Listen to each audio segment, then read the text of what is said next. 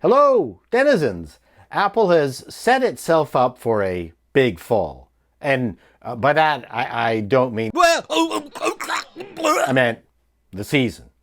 Lots of promised stuff: iOS 14, macOS Big Sur, Apple Silicon Macs. That is a lot even for a multi-trillion-dollar company with a shitty smart speaker. I have no idea in what order they will deploy their stuff, but I want to talk about just the Macs. This is just pure conjecture, but in my fevered brain, this is how I see things playing out. Many of you are concerned about whether to buy an Intel Mac, or those that just bought one are wondering about its supported longevity. Let's think realistically.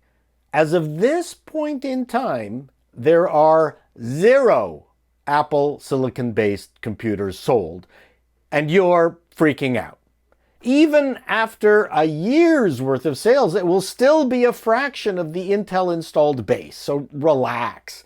And on top of that, Apple will still be selling Intel Mac Pros for a good long time. So with all of that in the mix, I think there is consensus that the first Apple Silicon Macs will be ones that would benefit from lower power consumption and longer battery life. Portables would be a good start, and maybe even add in the Mac Mini for good measure. Then the MacBook Pros, because that is Apple's biggest selling Mac, and then the iMacs, because they just got an Intel refresh, so no rush on that.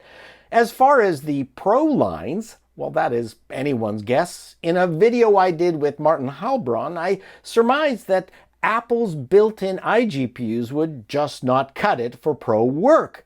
There are rumors that Apple is working on its own dedicated graphics card, but it makes no sense for Apple to release all its Apple Silicon Macs all at once, even if they could. What does make sense is to get as many Apple-based Silicon Macs out there as possible. And if any Intel Mac users are feeling any anxiety, just think of the anxiety first movers are going to feel. Apple is going to try its best to make sure that they don't experience any misgivings. But teething pains will be inevitable, and even if I was in the market for a new Mac, I would wait at least a year before buying any Apple Silicon version.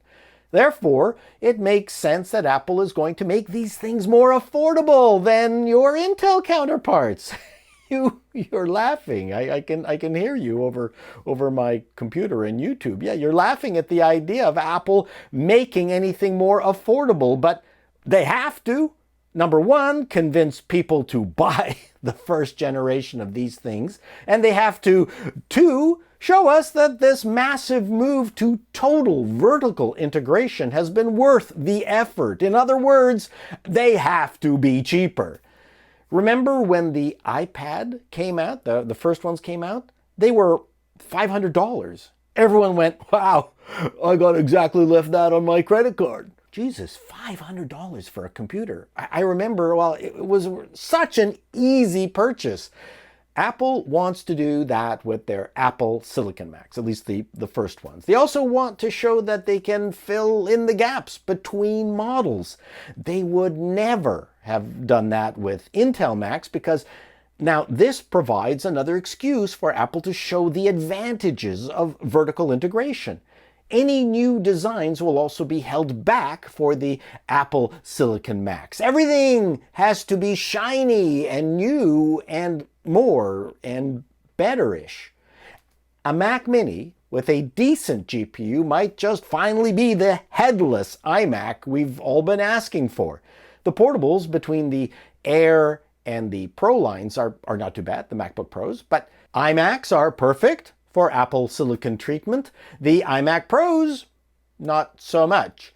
I would prefer an expandable mid-tower Mac Pro, actually. But then again, if Apple isn't going to be supporting PCIe any longer, then what would be the use of an expandable mid-tower with expansion that no one can expand. Except, I believe PCIe is the only way for Apple to support Thunderbolt 3. Is Apple going to give up on its professional music customers? I don't think so. The iMac Pros, with their aging Xeon chips and inadequate GPUs, are looking pretty silly right now. Though, it's not outside of Apple's character to keep selling a long-in-the-tooth SKU way past its best before date and without any discounts. Do I hear any of you say Trashintosh? Well, that's it for now.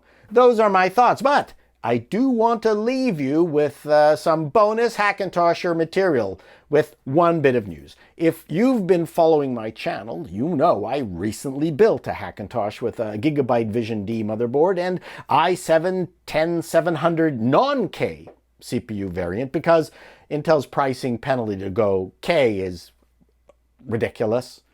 In the interim, I found out that while you can't overclock the 10700, you can overvolt it. I have mine running at 1.29 and I'm getting base clocks that match the 10700Ks and single core performance is the same. I've also seen that the K variant doesn't have much overclocking headroom anyways. So frankly, it's a waste of friggin' time. In Geekbench 5 tests, my 10700 Hackintosh sits here in the performance charts, above even the old iMac i9, but below the iMac Pro 10 core. Not bad at all. So there's your bonus info. If you're interested in the 10700, save your money. Don't get the K. Till next time, denizens. So long. What is it, Wancho? You got the K. Oh no, a bowl of special K. Well then you're fine.